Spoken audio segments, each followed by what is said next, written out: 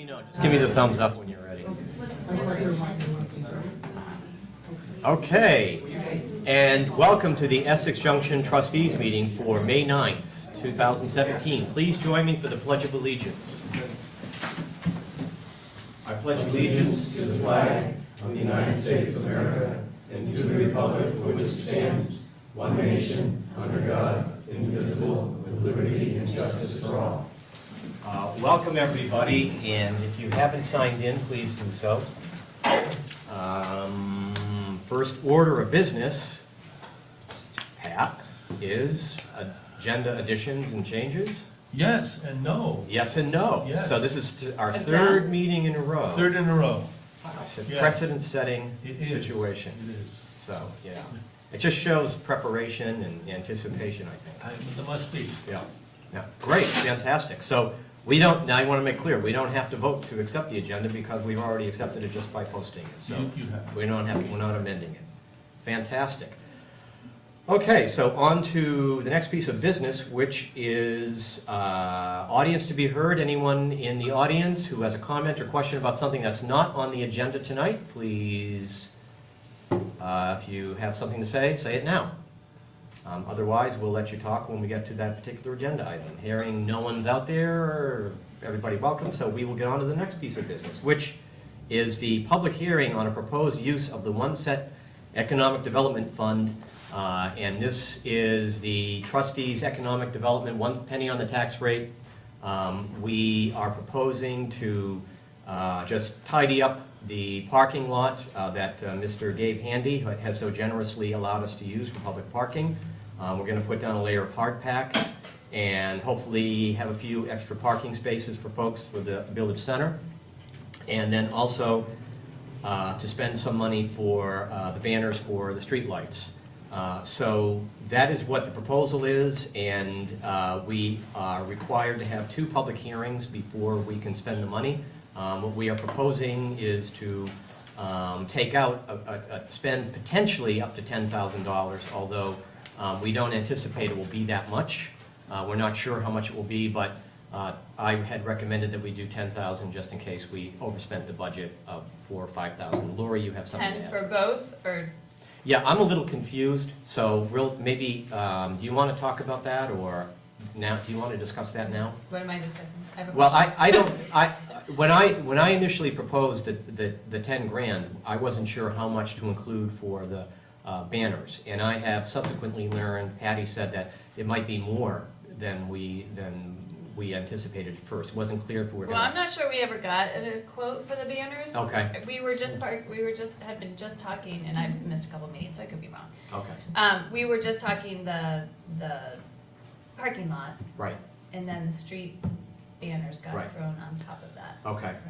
Yes, Pat? I would say that on April 20th, and I don't think you were here, Lori, there was a memo written by Patty to the trustees and myself regarding the streetlight banners, and hearing that we were going to be discussing the 1 cent, one of the things Patty was interested in doing, and I believe the trustees were also interested in doing, is replacing the banners along the street. Yeah.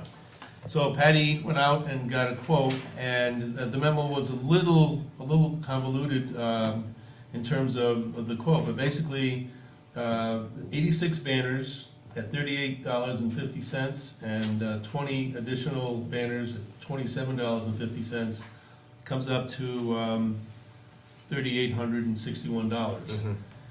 And that includes the design of the banners.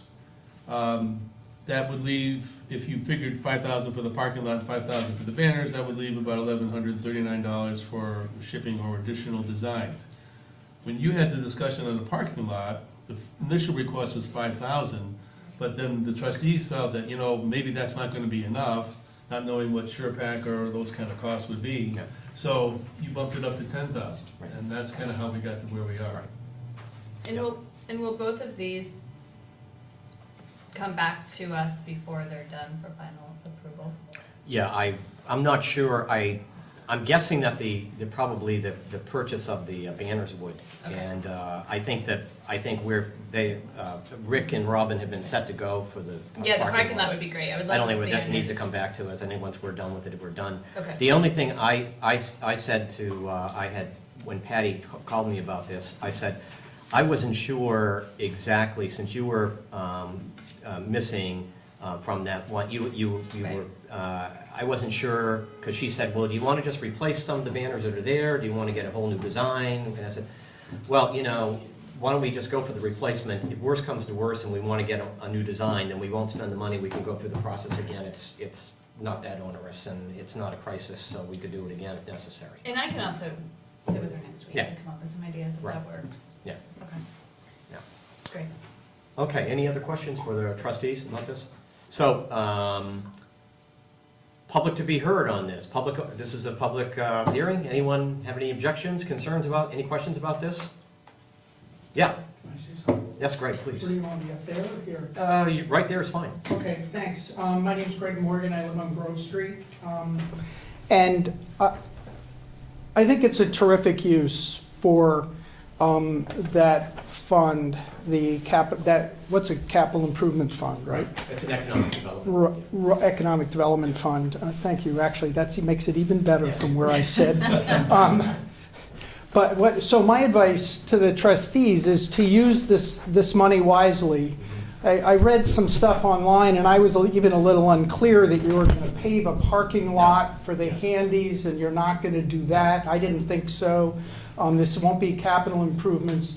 But what I think this will do from where I sit is it will allow us to experiment with some space in the middle of the village that frankly has been sitting idle and been totally underused. And we walk by it all the time and go, this is really not unfortunate. Yeah.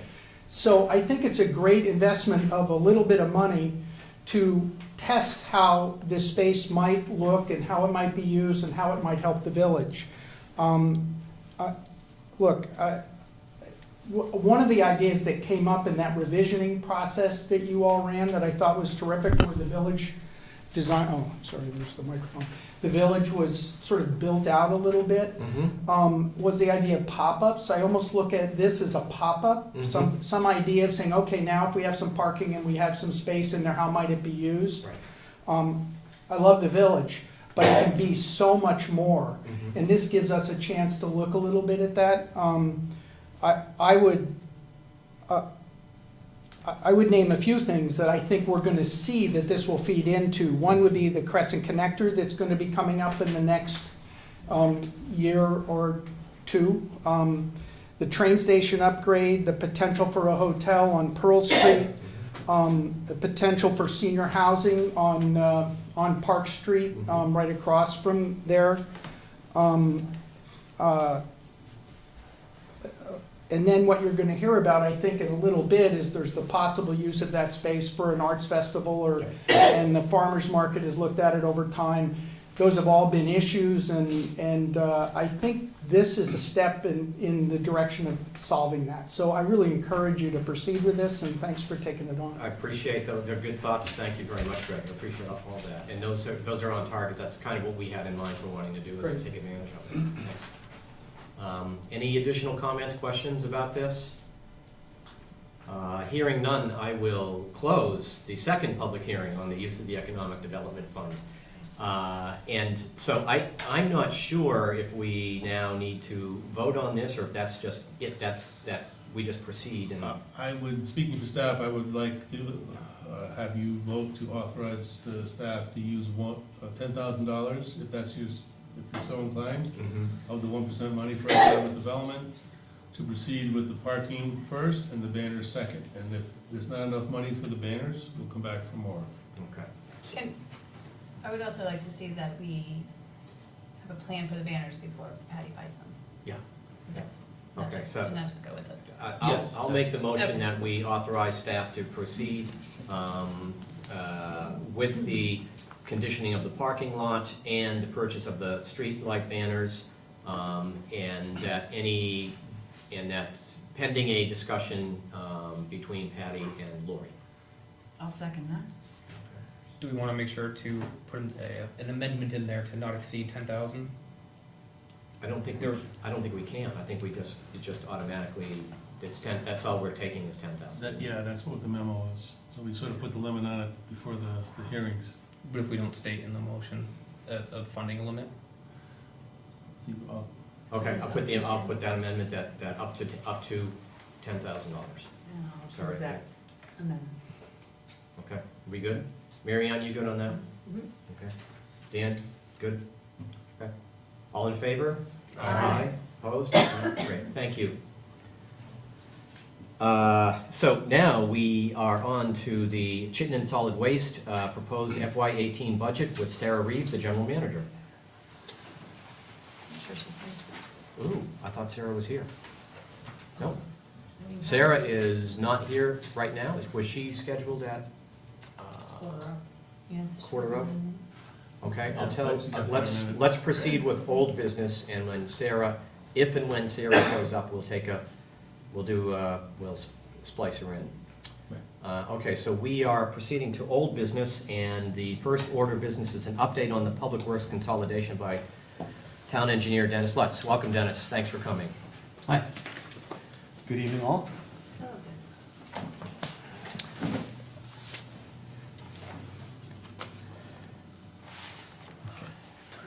Not to And- correct you, George, but Aaron is actually the town engineer on the. I'm public sorry, works. I'm sorry. But that's okay. Yeah, I'm That's, sorry. we're confused too. So Okay. when we go in the morning, we kind of know what's. Sorry, Aaron. I developed a memo that is dated 18 April, which I provided to you. The memorandum of understanding that put together the public works highway departments between the town and the village were signed, as well as the stormwater MOU. The stormwater MOU doesn't have an end date and doesn't have any requirement within the MOU for review, and I think that's kind of just moving along. The highway agreement did have a timetable review and established a committee to perform the review.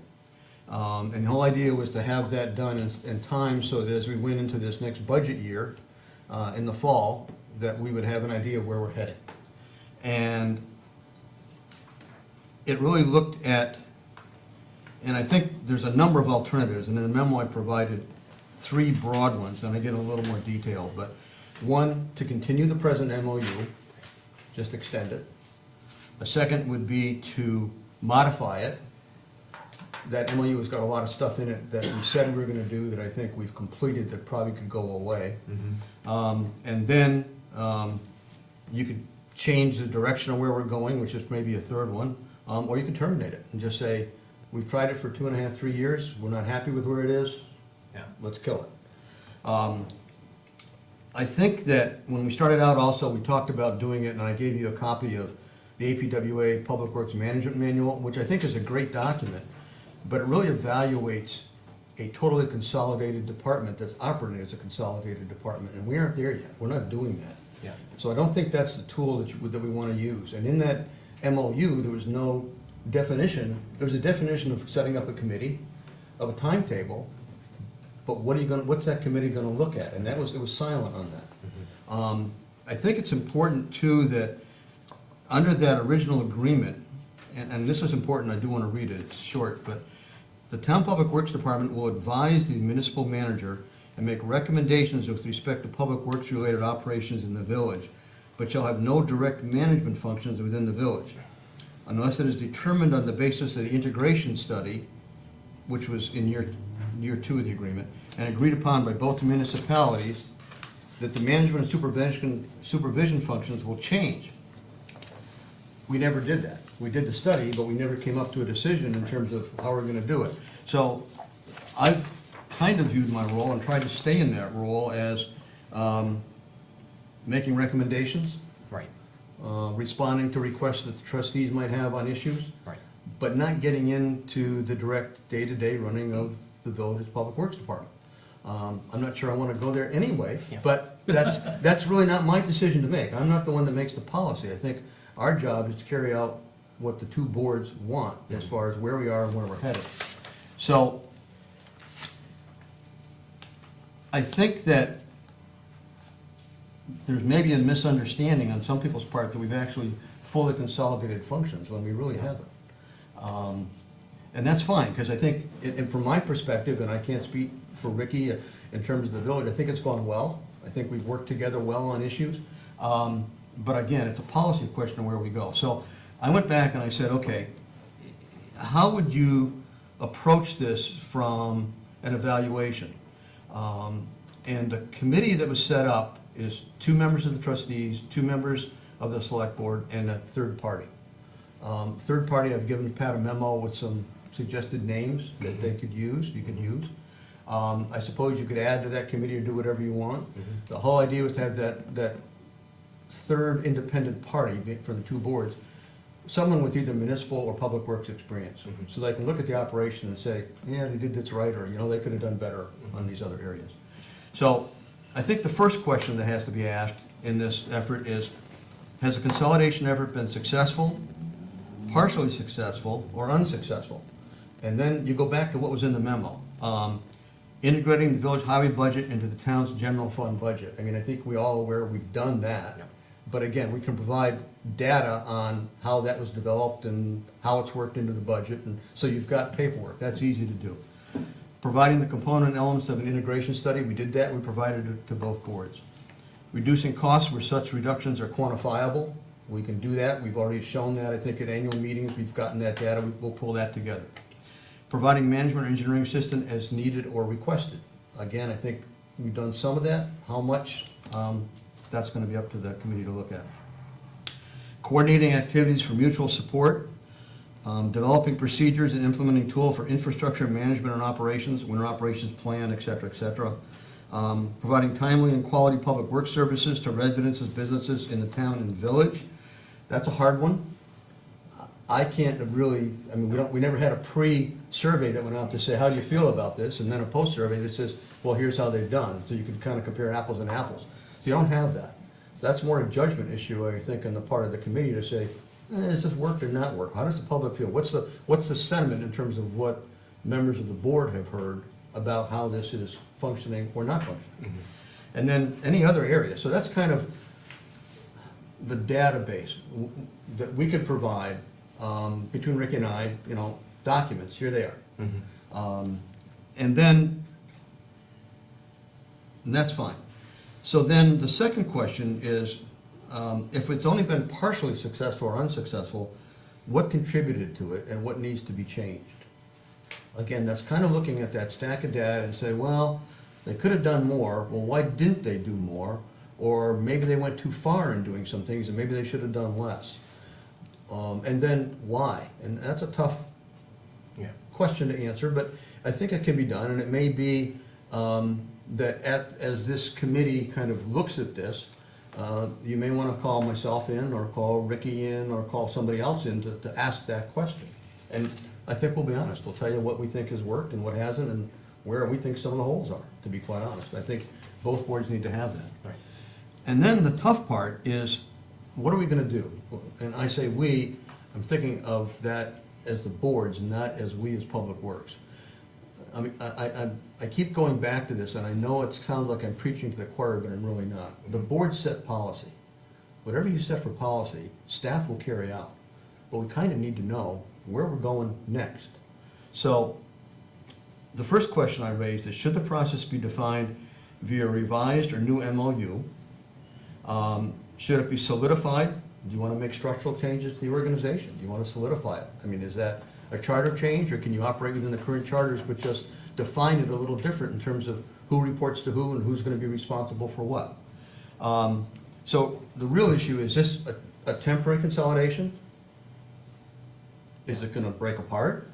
Or if it's a more permanent consolidation, how would you structure that short of a charter that says we're going to merge the communities? I mean, that's not where we're headed with this. It's how are we going to handle the public works functions?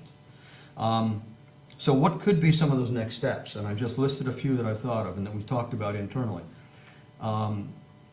Management of water and sanitation departments. It's pretty hard to manage highways on the surface if you're not dealing with what's underneath the ground. We're doing it in stormwater, but we're not doing it in water sewer.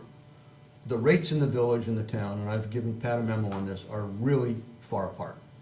And you're not going to get, I think, in today's environment today, maybe 5 years from now, but for right now, you're not going to get a merging of rates and a merging of customers. That's different, separate from treatment plants, just systems, water and sewer lines. But could we manage that as one entity?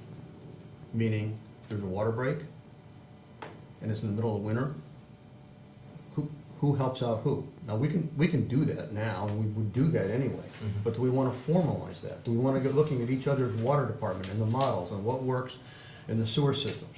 Do you want Public Works involved with that as a coordinator for, when I say Public Works as a management entity, coordinating what's happening in that arena? And that means not just town Public Works, but village Public Works, high water sewer, which comes under Ricky, and to a certain degree, the work that Hamlin's doing, and coordinate those together under this management of the utilities. Do you want to go there? Or is that someplace you don't want to go? Capital projects. Capital projects are handled totally differently in the village and the town. And we've talked, I think, in the past about, there's pros and cons to both ways to do it. If you're going to ultimately merge into some kind of public works facility, at some point you have to address that. Is the village model the one we use and important to the town? Is the town model important to the village? Do we merge those? That isn't a question for the group that meets to decide. It's a question of, do you want to look at that? And then I think that goes back to staff to go look and come back to you with recommendations. Say, if you were to come up with some kind of a consolidated capital plan where you're actually merging those highway funds and then figuring out what gets done, how do you do that to avoid the political football of, well, they're building these 3 roads in the town, we're building only 1 road in the village, or replacing.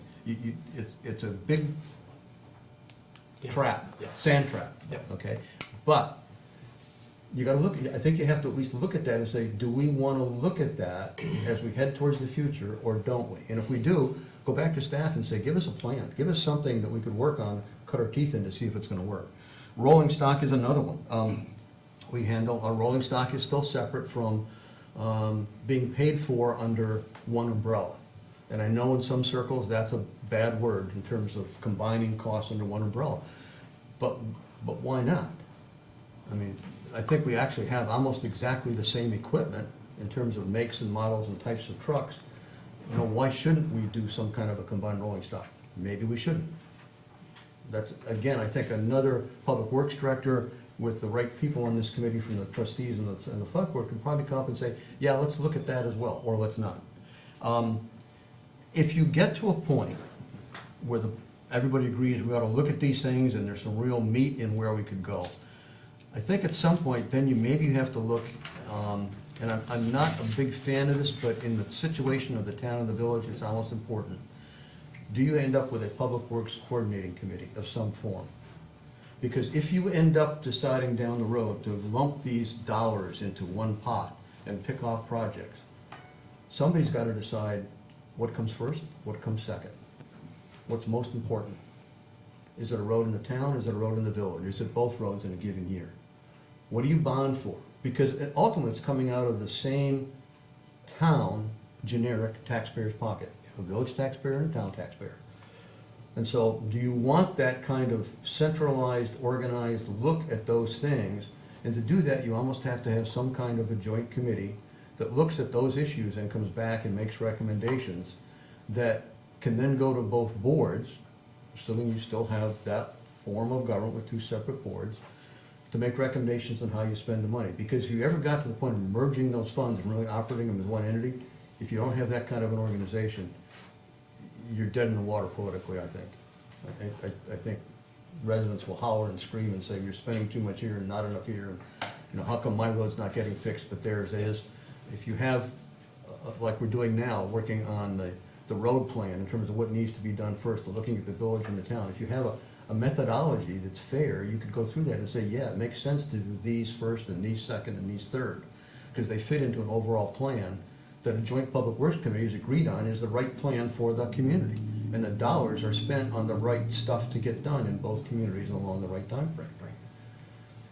So these are areas, you know, and all I'm doing is throwing out ideas at that point. But the idea would be, you take a look at where do you go, this group of 5, or however you may want to put on, looks at that, queries staff, and to me, that's me, that's Rick Hamlin, that's it could be Aaron, could be other people, to look at this and say, from a policy point of view, since we're coming to the end of that 3-year MOU, what do we want to do next? And it may be as simple as, let's just extend the MOU and call it a day and keep going what we're doing. Or it may be, let's take on more. And I think that discussion needs to take place. So the recommendation is that the members be appointed during the month of May, 2 from the trustees, 2 from the select board, and that Pat provide a, put Pat on the line here, provide a recommendation as to who would be the other party. Sure. Can I And make then- the appointment then, please? And then that committee, my guess, would meet maybe once during the month of June to get organized, put stuff together. My suggestion would be somebody either from the village or maybe somebody like Greg from the town to coordinate the meetings and take notes and all that and write a final report. With the idea being that things will get wrapped up in terms of, from a policy perspective, where do you want to go, at least by late August, early September? Because then that will help us to start to put in line, well, what are we going to do for budgets for the next year? How are we going to plan this out? What changes do we have to do to an MOU if we're going to do that? And get that before both boards and get it approved Right. before we're into actually crunching numbers on a piece of paper. Okay. And that's it. Okay. Okay. Little long-winded, but that's. No, it was very good. And you framed it extremely well, and I've got a whole bunch of questions, but I'll defer to the other members of the trustees. Anyone have something you want to, while you're all thinking, I'm just gonna say right off the bat, August might be very ambitious, because I think it's impossible to avoid the political Mhm. overtones Mhm. that are I hear you. contained in all this. Yeah. And the idea that you can just sort of work all those out in 3 months, I'm not sure, meeting once a month, it might be, that's all I'm saying. I think I'm gonna vote for this, but I think there might have to be a caveat that says the committee might need to go to October. You might not be able to get it done by August. Right, plus we're gonna be working on a manager search. Yep. So we're gonna have our plates quite full, Mhm, but yep. this is equally important. I just want to state one thing right off the bat, because just one of your very early points. For people who think that we somehow, that we've already consolidated the public works departments, we couldn't actually do that, because it would mean, if, for example, if we were just going to transfer the village public works department into the town, we would have to transfer all of the property that's owned and the equipment and the village association. We've got people who are, village workers are in an association, town workers are in a, so just even that simple thing is a big, complicated Huge. process. And it would have raised all kinds of hackles. So clearly that wasn't done, so we haven't done that. We're still operating on an MOU. So I just wanted to throw that out there. If we consolidate the public works department, people are gonna know it. There's gonna be a lot of, hoop and holler. I think the better, maybe the more appropriate question is not a full consolidation, because I agree with you there. It's a question of, to what level do you want management in Exactly. public works to take place? Right. And what do you want us responsible for, what don't you want us responsible for? When I say us, that's collectively all of us. Right. And if we're all comfortable where we are, then that's great. If we're not, and we want to step that up some, then kind of how do we make that work? Right. But I agree with you, it's not transferring stuff over, it's managing that It's stuff. managing it. Managing is right. So, yeah. Anyone want to, yeah, go ahead, Andrew. Yeah, the one thing I just wanted to make sure to mention, Dennis, you'd mentioned how to avoid the political football of having these 3 roads in one community and not in the other being paved. Honestly, it speaks to one of the benefits in my mind of our capital committee and the fact that we have volunteers, nobody paid through any fund as a part of the decision-making process to then make a recommendation to say this is what we feel should be happening first, second, third, and this is the rationale why. Having that be a nonpartisan, if you will, and totally driven by volunteers, I think helps us speak leaps and bounds to making sure that political football isn't an issue. I think the one thing that has to happen, I think it's there, but it has to happen also, staff needs a big input into that, and I know they do now. Yeah. But there is,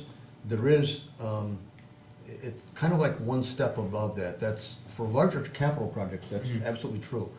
But for paving next year, if you had one paving budget, or at least a plan to manage it as one paving budget, I mean, the paving that's being done in the village right now, I've deferred to Ricky. You know, what street are you gonna pave next, give it to us, it goes on the list. Sure. Do we wanna look at that from a combined point of view in terms of where do we put all our money for paving? And I'm not saying I'm not recommending taking village paving money and put it in the town, Yeah, that's yeah. not my point. But down the road, if you're moving towards a total consolidated operation, somehow you gotta figure how you're gonna get from here to there to get to that point. Right. And that's more of a management issue. I'll give you a good example of that. We're in the middle of trying to complete this road work, and Rick has been working on it a lot, and I have too, all of us have. Looking at, kind of what roads need to get done first. Right. Okay, once that happens, then do we each go our separate ways and only do the village list? Or does the group get together and say, collectively, we've got mines in the town, we've got mines in the village. I don't mind the village engineer looking at what roads we're paving, but if we're gonna do that, we ought to look at roads that are being paved in the village, so we're consistent across the board. Right. And that's kind of the day-to-day stuff that goes on. If there's a water break, we should have set up so that we're mutually supporting each other. If there's water work that has to be done, we've got models being run, so let's check and test those models to make sure they work. So I just think there's a lot of stuff that can be done short of either blowing everything up or totally Yes. combining things into one box. Right. Yeah. The question is, Yeah, that's- where do you start and where do you stop? Right. And I guess from my perspective, it's more looking for direction from both boards as to where everybody wants to head. Yep. That's the general question, and Yep. so, and then obviously, this committee is gonna have to dig into a lot of the specifics, and boy, there are gonna be a lot of them, but yeah, I think, well, what's the sense of the board? I mean, I'll throw it out that what's been happening so far has been working for us generally. I haven't noticed, or we don't have any sense of problems or issues with it. So I think my inclination would be to continue, and to proceed as you recommended, but I don't know, yeah, Dan? No, I agree with you, George, and I would, what Dennis has brought up, I think continuing with the MOU and maybe fine tuning some things that we've seen that may be difficult to work out, deal with those. But the big issue at hand, before we can really address, codifying and bringing this together and solidifying this consolidation, is the governance and Yeah. the two boards. And we're dealing with, as Elaine said earlier, that we're looking at a new manager, municipal manager, and the search for that. We're, going to have discussions on governance at some point here. And before that, it's like kind of jumping ahead of, putting the cart in front of the horse. You can't, it just won't work, I don't think, until we actually come together, because whatever we agree upon here, until we come together as one board, or whatever we're gonna do as far as governance, it's gonna have to wait, I think. Yeah, you could spend a lot of time and effort coming up with the perfect model for consolidated public works for the present two-government system, and then a year later, you have a consolidated government, and then the whole thing has to get redone again because you've got a completely different perspective and funding scheme. So yeah, it's a tricky situation right now. So yeah. And just the other thing I was gonna say is I'm happy to vote to have there be a group of people to be a part of this process. I'd be happy to be one of the people to be a part of this process. guessing to get it into the might be, weeds. I'm sure it's a shock to nobody. At the same time, to echo what Dan is saying, I get more and more uncomfortable doing this type of work the longer we go without having that governance conversation. Because of exactly what you're saying, and the fact that, of course, hypothetical, with an MOU, one body can go ahead and back themselves out of the agreement and end that process with a 60-day, 45-day termination clause, which doesn't sit well. Well, that might be one of the things that this committee could look at. That might be one of the changes and say, look, if we're gonna make this commitment, it has to be a longer time period if someone's gonna back out. It has to be 6 months or a year or, something longer than that. I mean, that's something to consider. But again, if we're talking then about one body overseeing the day-to-day functioning of the Public Works Department, if we don't have an equal say in the hiring, firing, and evaluation of the Right. person who oversees that person, then again, we find ourselves in the same place that we're currently at, where if the town says we don't want to share the manager with you, we're up a proverbial creek. Right. Yeah. Yeah, definitely.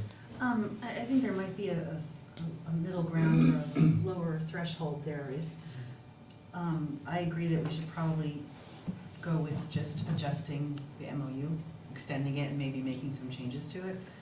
But I would still be interested in pursuing some research regarding centralizing the rolling stock and also possible, the capital, like comparing how we rank our projects.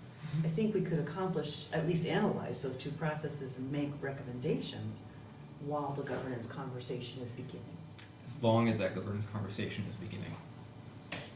Even if it doesn't, I still think that those are efficiencies and savings that could be achieved, regardless of whether there are two boards or one board. But I still, that's just, the worst case scenario. I absolutely want the governance conversation to happen and soon. But I think those two areas are places where we could achieve some more savings and some better efficiencies, regardless of who's overseeing it. Do you think that that's within the scope of this committee, that kind of work, Dennis, looking at those kinds of things? I view this as a broader based look, and I'm getting a feel for what you're talking about here from your perspective, and that is, I don't think it's necessary to lead to a solution on the part of the group that gets together. It's more a question of what are maybe some of the short-term things that could be done. Where do you want to head?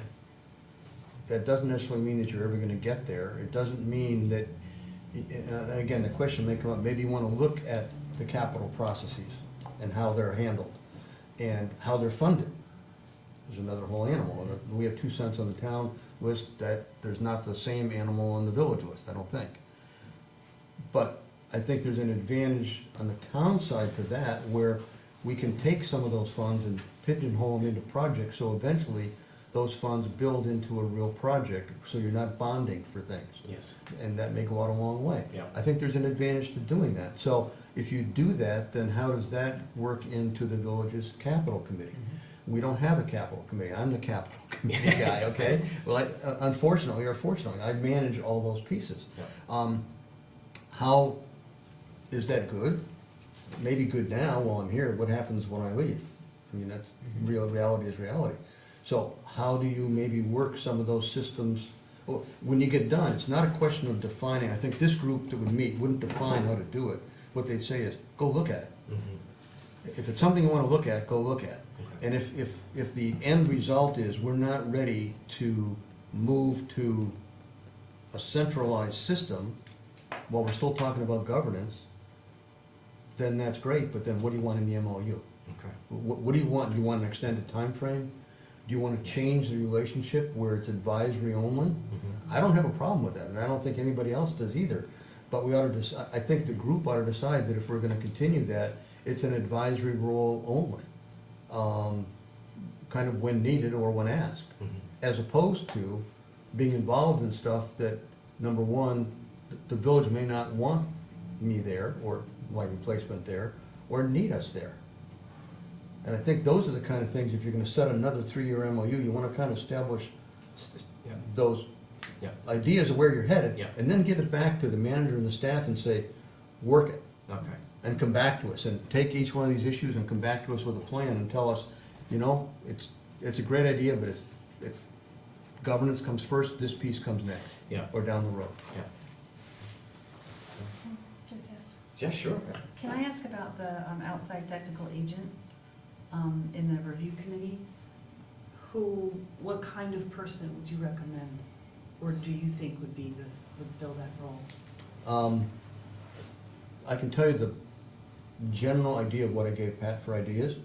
Someone who's familiar with municipal government, possibly either a manager who's been involved with public works integration from a couple perspectives, another public works director who may have local roots in one of the communities, so they have a kind of a vested interest. I did have one public works director that I had asked, but is unfortunately too busy because he was involved with a merger. Again, Vermont. So he kind of has been through that. He did recommend his municipal manager who's been through it as an idea. I also recommended someone who's a member of the planning commission, who has experience in terms of dealing with public works issues. And I mean, there's a few other people there that served on either commissions in the town or the board, a developer who may be familiar with, you know, how we operate and what we do and what goes into a public works department. The ideal situation would be a public works director who has knowledge of operations enough to be able to say, we've looked at this and boy, you could have done a lot more, or this is where we've, in my community, I'm speaking for the other person, this is what we've done with this. To maybe advise, a kind of a technical advisor, but also an advisor who's in the business and understands how public works operations really work. And that to me is probably a larger community and somebody who's got the experience and maybe multi-community experience. The other thing I'd say to Andrew's point is that if, you know, presumably if a new MOU, an amended, you know, improved MOU is agreed upon, that wouldn't preclude any discussions about the bigger governance picture. And that could, and then you always have the clause in the MOU that it would come to an end as soon as the government, you know, a new governance structure is put in place. So Right. I don't think that one necessarily, you know, doesn't lock us into not having that discussion. Right, that was not my intent, was to Okay. insinuate that. Okay, sorry. I'd be willing to share with Andrew on that. Yeah. So anyone want, I can make, yeah. I'll make a recommendation. Go ahead, that Laura, you got it. the trustees accept and adopt the recommendations for review of the consolidation of public works, highway, and management functions as set forth in this memo dated April 18th. Are we also nominating tonight? I don't know if we want to nominate. Let's do one motion at a time if we can. Do I hear a second? I'll second. Andrew seconds. Any further discussion on this? Let me ask the question before we vote. I think we're gonna do a nomination, we're gonna do a committee separately. I would, if we can get a nomination from the trustees tonight, I certainly would like it. You'd be thrilled? I'd be delighted. You'd be I'd delighted? Really, off the charts. Oh my delighted. God, well then, by all means, we'll do that next. That's gonna make it happy. So, all in favor of accepting the memorandum, the motion? Aye. Aye. Opposed? Okay, so that's unanimous. So let's just talk about the, because, you know, Dan might want to be on the committee. I want to throw it out there. I might want to be. I don't. You don't want to be? So I want to throw it open. So Dan, if you want to. I think Elaine and Andrew would make magnificent. Great Public Works Committee pair, so, yeah. So I will nominate Andrew and Elaine to be on the Public Works Coordinating Committee. Second. Any further discussion? All in favor? Aye. Okay, Thank great. you. Thank you. The only thing you may hear back would be a result of the memo that is sent to me, and Dennis and I will talk, because I think he and I are on the same page vis-a-vis a technical, neutral party who understands public works, their functions, engineering, et cetera, doesn't have a horse in the race. Okay. Sarah? We had to just move, I hope you don't mind. We're gonna get you in, let me see, Dennis, I'll tell you what, can we do the bid award for paving, and then we'll switch back to Sarah, and then we'll come back to update on the. If you want to have Sarah speak, I'm fine, I can come back after she's done. Well, since you're here, I think I'm gonna guess it's not a big discussion, Dennis, that's what I'm Okay. saying. I don't wanna presume anything, but I think it's probably gonna be fairly quick. So let's move on to the bid award for FY18 paving. And I'll let you take it away, Dennis. We put our paving bids together again, the village and the town, and the issue is whether or not to award the paving bid to the third low bidder. And the memo outlines what happened. There was a bid error in the low bidder, and it's fairly standard language in terms of, it is standard language in almost all the contracts, that the boards do have great flexibility in award, but standard practice, if there's an error in the bid, is to basically declare the bid an error and not award on a bid on the basis of a flawed submittal.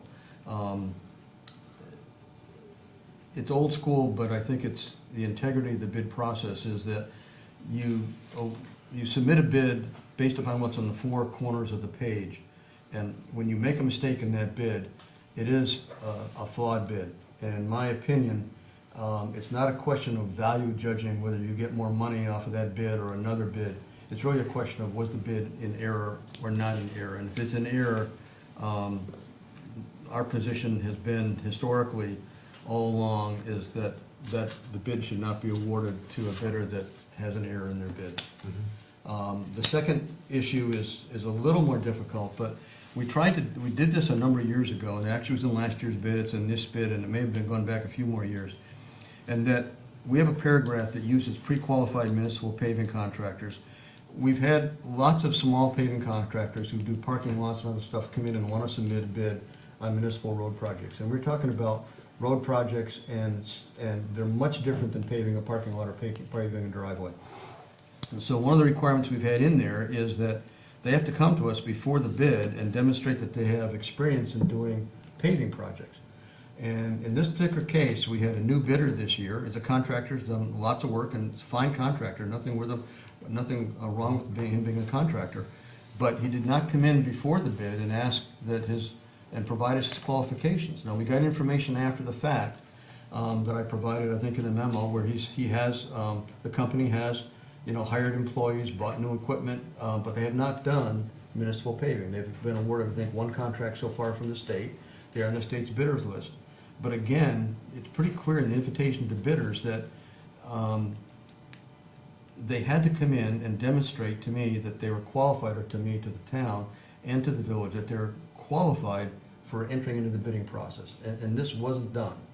And I don't think that in this case, if we find an error in the bid on a calculation, that we would in fact allow a bidder who did not provide that qualification to also be awarded the contract. It does cost us dollars in the sense that when you go to the next bidder, there is a difference in dollars. When you spread that out, it's not totally significant in the terms of we're still able to fit all our paving projects within our budgets.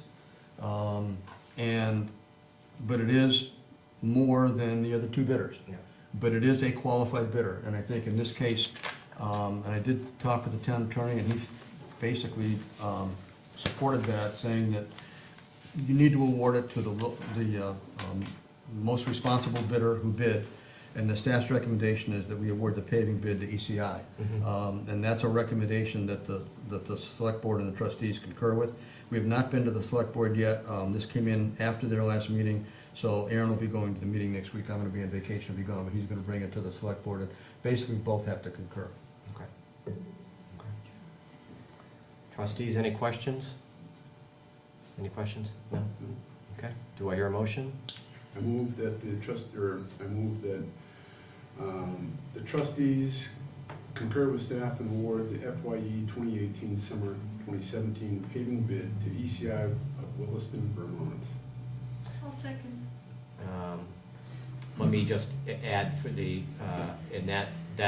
total bid amount is $489,695.10. All in favor? Aye. Thank you, Dennis. Thank you. Thank you, Dennis. Thank you. Sarah, come on up. I hope you're not going to say you got hung up in traffic.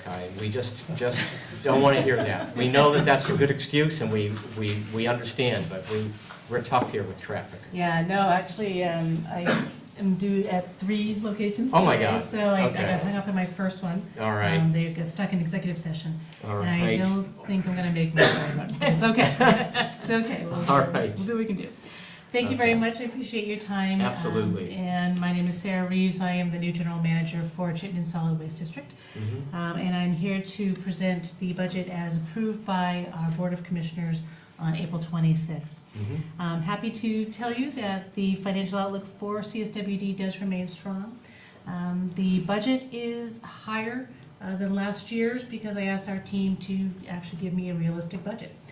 So it is reflective of the increase in the amount of materials we expect to be processing and having to manage, as well as an expected increase in certain costs such as healthcare and insurance. So those are part of what we're anticipating, both for the increase in the expenditures, but we're also expecting an increase in revenues. So it looks to be up both 9% on revenues and expenditures. Okay. So the proposed fiscal 18 budget will see operating revenues of $11,282,932. Operating expenditures, $10,525,152. Which would leave us with net revenues over expenditures of just over $750,000. We are expecting to transfer some money out of the rate stabilization fund this year, just over $370,000. And as you may recall, several years ago, the district did increase the solid waste management fee fairly substantially with the intent of putting money not needed into a rate stabilization fund. The intent was to have that, to use that money to cover any shortfalls, cover the costs for at least 4 years. And I'm happy to say we are going to be able to do that, and it looks that we'll also be able to cover our 5th year. So that's the good news, meaning that there will be no increase to the solid waste management fee for fiscal 18, and I can not guarantee at this moment, but I am quite hopeful. There'll be no increase for fiscal 19 as well. Likewise, there'll be no increase for the tipping fee at the material recovery facility, so that fee will remain the same for our haulers. There will also be a slight decrease in the fee that, the management fee that we charge the towns for biosolids. So we're expecting the amount of material to go up, so the tipping fees will go up. However, the fee that we charge as a pass-through for the management, for the brokering of the biosolids, will go down. We're looking to not have to spend as much time actually on it this year. So that fee will go down slightly, which I think is good news as well. We are looking to also normalize a bit to the market the tipping fee that we charge at Green Mountain Compost. We had been for years subsidizing that tipping fee fairly dramatically, and we're looking to raise that fee this year, going from $45 a ton up to $52. The market is about $50 to $60 a ton in Vermont, so we're looking to help normalize that to be allow the private sector to be a bit more competitive as well. So that is looking to increase revenues. We're also proposing a fee for organics only customers at our drop-off centers. As you also may recall, a few years ago when we raised the fees of the drop-off centers, we embedded the cost of organics management in the trash fee increase. So what that ended up doing was artificially giving the message that certain things are free. And there is a cost associated with managing all waste, obviously. So for the customers that are currently using the drop-off center only for food scraps, starting on July 1, the intention is to charge $1.50 per bucket. So if they are bringing us their trash and their recycling and their food scraps, the fee is still covered by the trash. So there would not be an additional fee for residents who are using the drop-off center for all 3 streams. So those are the summary of the fees, fee schedule. And I am happy to answer any specific questions that you may have. I'll start off. And first of all, welcome. Very nice to see you here. Thank you. And I know you're filling big shoes, but I'm sure Yes. you're doing a terrific job, so I appreciate it.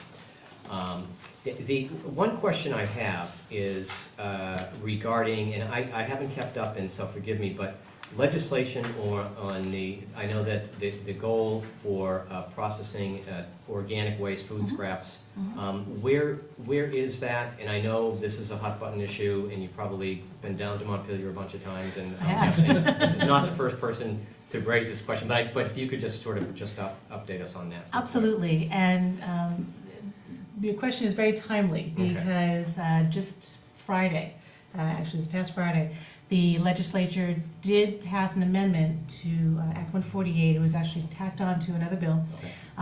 that will delay the hauler's requirement by 1 year. So in the legislation prior to the amendment, haulers were going to be required to offer collection services of organics starting this July. Okay. That has now been pushed back to July 1, 2018. So that's the only change. There was another change that was proposed that was not implemented. So the next step down in the organics requirement will still take place, which is to go from 26 tons per year to 18 tons per year. Mhm. So businesses or generators in general who create more than 18 tons or more per year of organic waste are required to separate that from their trash. Okay. So that should actually help haulers with their route density and to be able to get more customers to help make the collection of organics more affordable. Okay. But the requirement that they provide that service has now been moved to 2018. Okay. We still collect organics at all of our drop-off centers, so that will stay. I believe the requirement for other transfer stations is still taking effect on this July 1, but I can Mhm. double check that. Okay. Doesn't affect us because we've been accepting food scraps all along. So Okay. that is the change. Okay, okay. And also there was, now what about the long-term prospect of household collection? Where is that? Is that still in the works, or where's that headed? Correct. So the residential requirement, or basically the landfill ban on Right. organics, is still in effect for 2020, July 1, 2020. Okay, So we still have a ways yet to go there. right. And we're hearing that things may come back again in January, so stay tuned. They're gonna come back to you in January? To the General Assembly, to the Okay. legislature. And so there'll be more conversations about this topic next session. Okay, okay, yes. Did they appoint a study committee, or are they happy with the way it is? They did not actually appoint a study That's a good committee. thing. Yeah. But we'll be having conversations this summer regardless, because we want to make sure that, again, now that we've had some experience with the stepping down of the requirements and the tonnage, we're really starting to see, both from the district's point of view and from the hauler's point of view, kind of what the practical applications are and the challenges. So we want to have more conversations about the practicality of what's happening and what may be coming down the line. So I actually think the delay is a good I think thing. it's lovely too. Yeah. Thanks. Thank you. You're welcome. Okay, thank you, You're welcome. thank you. Any other questions, trustees? How is our representative from the village doing, Al Nye? We hope he's behaving himself.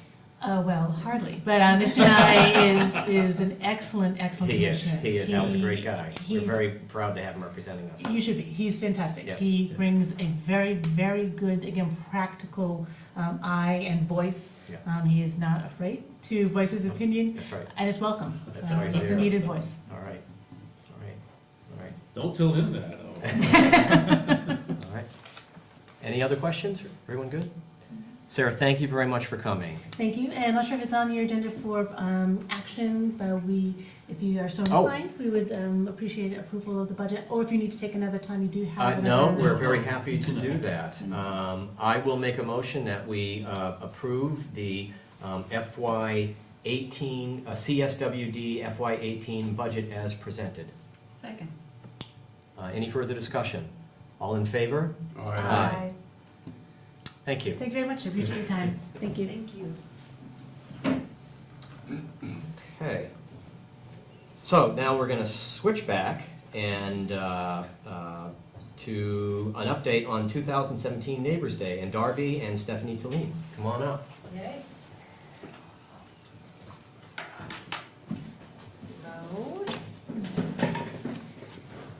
Great. So, hello, everyone. Hi. We have so far had good success promoting Neighbors Day, thanks to Darby. And we have a Facebook page right now. We have, for the Neighbors Day celebration on June 3rd, we have 8 confirmed locations, ranging from a street where a place where they're inviting people from their floor of their apartment building, to one place that's going to have, actually our neighborhood, which is going to have a huge celebration. So we have 8 confirmed sites, 2 that I know of that are definitely doing it, and I've heard a lot of other people say they're going to be chiming in, but just don't have a plan yet. Okay, So hopefully, we're gonna, it's gonna go. I think it's gonna go well anyway, even with just what we have going on right now. We are asking people on our Facebook page to register their site, not so that we can publish it anywhere, just so that we can follow up with them. And the Essex Reporter has been interested in going around and taking photos on Neighbors Day, so I'm gonna provide them with a list of sites. And everybody, a question on the questionnaire is, would you mind if you were contacted by the Essex Reporter? So everybody is more than willing to have the reporter come and take photos, which is amazing. So, let's see, we had, I think probably everybody saw the article in the Reporter. Unfortunately, that hit on the blizzard. So a lot of people didn't actually get that edition, including me, delivered to their house. So there was some feedback online, which was great, but I think that was just unfortunate timing. But I submitted the story idea to VPR, and they were interested, but I haven't heard back from them. Darby has gotten us onto the Morning Brew. Morning Brew, which is going to be happening the Tuesday before the event. We're going to go on and promote it. Let's see, what else did I want to say? I have some posters, some like very small posters, if anybody would like to hang them around at their place of business or other places that they know of. And then really just my last statement to all of you is that I would absolutely love the trustees to consider hosting an event, each of you, or maybe you know somebody in your neighborhood that's already hosting, but to either attend or host an event. okay. Would be amazing, because I think it would show, the strength of our community coming from the top. So, yeah, and if you are interested in hosting, you can go right onto our Facebook page and you can log on to our form and put in all your information, and we will not publish it, but we will happily log it in, because we're hoping that each year we can collect the information. We're gonna follow up with all the sites to find out how many people actually attended. Yep. We're trying to get sites to take photos at their events and post them on the Facebook page. So that's kind of the goal, is to just start some momentum, and then it's just hopefully gonna be a self-fulfilling prophecy. Yeah. Is there anything else we can do at this point? I think, Darby had put something up on Front Porch Forum, which is great. We're definitely going to be promoting that more. If anybody could link to the Facebook page and like it, that would be great, because you obviously have a lot more connections out. I mean, we all connectively probably know all the same people, but it would be nice to have more people like the event. Yeah. I'm trying to think, is there anything else that we can? Just one thing I wanted to add, we're also getting donations, we've been asking Hannaford's for donations in case someone wants to hold a Neighbors Day celebration, but they don't have the means to buy the snacks and the things for the party. Then we'll have the gift cards here, and they could just privately ask me, and I'd make sure that they had a small gift card to buy the snacks. Oh, okay, that's great. Yeah, so I mean, the idea really is ultimately that it's sort of a collective event, but if there are people that would like to host, Gabrielle Smith has been soliciting donations for us, so. Oh, fantastic. And actually Darby published that in the Front Porch Forum ad that people can contact her. So, anyway, Nice. yeah. That's great. I have a question. With the collection of those willing to be hosts, is there a concern with posting that publicly? So that way if someone goes into the Facebook page to find if there is something going on in their neighborhood? This is basically an event where the people that are hosting are the people that are inviting. Okay. So I would not want to presume that just because a neighborhood was hosting something, like, I know somebody is hosting something on Pleasant Street, and they were specific that, like, that's a large neighborhood that has a lot of activity, and they said, we're hosting, they're actually going to be making pie for all of Pleasant Street. So, like, if they had 200 people show up, there might not be enough pie, so. They may not have some adopted residents. Yeah, so don't show up. Oh, sorry. I'm not gonna give away, anyway. It might be a different Pleasant Street, maybe. I don't know. Anyway, yeah, candid camera. But, so essentially, we want people to kind of decide what they want their neighborhood to be. So in the form, the Google form, we were specific that it would not be published, and I think people don't, I don't know that anybody really has a concern, but Right. in case they do, I wouldn't want that to be an impediment, Right. for people to not want to do it, so, Gotcha. yeah. Cool. But I mean, maybe next year, maybe if it goes so well that everybody's really like psyched about it, then we, maybe we make a map that shows like different locations where stuff is going on, so, Yeah. yeah, Very cool, I like it. Great. great. Any other questions? Questions? Very good. Who's gonna host an event? I'll try. All right, Lori, okay, great. Super. All right, not to put you on the spot or One in my anything, but, neighborhood already, I'm just not sure. I'll have to check. yeah. It can be very, we have a lot of people that are just doing donuts, 9 to 10, 9 to 11. Coffee donuts, simple, not like any big, huge thing. That's actually sort of the thing that people seem to be most interested in doing, is just like a meet and greet. Yeah. Mhm. Yeah. It doesn't take up your day, it doesn't involve Right.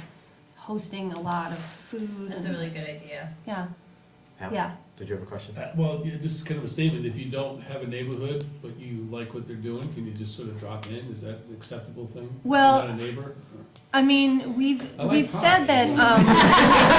that, yeah, don't go to Pleasant Street, 'cause I'm sure there'll be pie somewhere else. But, we've told, like, the business districts, the senior center is actually hosting an ice cream social. And there's another local business that I shouldn't mention out loud, but that's going to be hosting something locally that I don't know who their invite list is, so it could be the local neighbors or it could be other businesses. They don't, like in the form, they wouldn't specify who they're inviting, just how many households they're inviting, so you might get an invite from somebody you Well, don't know. secret group, yeah, I like that. You can come Yeah, to mine. yeah, I'll Can I? invite you mine, yeah. I'm not Yeah. that high though. You can make the round, you can go to all. Ice cream. Right. yeah, So donuts, ice cream, Ice pie. cream. yeah, you could fill your whole day with I'll do food the if, coffee breakfast party, yeah, all day long. yeah, so hopefully it This will is a very be, good idea. It is Thank a you. good idea. Agreed. Thanks Thank so you. much. It really is. yeah, hopefully it will be, I think it's gonna be a success, so I'm very optimistic. Yeah, Good luck. great, Good thanks, luck. thank you. Thank you.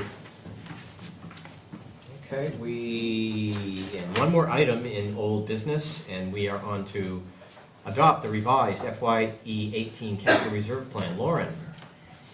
Yes, so, the Hillcrest sidewalk project came in about $224,000 less than we had in our capital plan. And this was explained Yes. that there were retaining walls and things that turned out they didn't need. So at the last, capital committee meeting, the members were asked to, move something up, if they wanted, Yeah. to take care of that money. And they recommended that we move the South Street drainage project up for $113,000. And then, our manager would like to do the parking lot project to make our parking lot here at Lincoln Hall safer. Yeah. And he'd like to have that moved in. It was not rated as high by the capital committee, but But the seniors think it's a good idea. the seniors think it's a good idea. And if I may, I'm sorry for blurting. That's okay. I'm sorry, I do this. There's been a number of accidents on the part of the senior bus drivers over time, not just here, but hither and yon. And it comes from backing up in tight spaces. So the thought was to be able to bring the seniors in through the fire department area and drop them off, and then drive out this parking lot. So there would be no backing up in tight spaces, and you could navigate it easily. You accomplish the same thing by dropping people off in a safe place, near a ramp, and you avoid any kind of backup. And I talked with Rick about this, Rick Hamlin, a couple of years ago, and he was nice enough to draw up something and keep it in the hopper. And I think now that we have a little bit of extra money, this might be the one time to accomplish that. Okay. And I'm gonna agree to it, I see it every day. You do it? Yes. Yeah, yeah, I Yeah, see them I trying to back up every day. I know. Yeah, go ahead.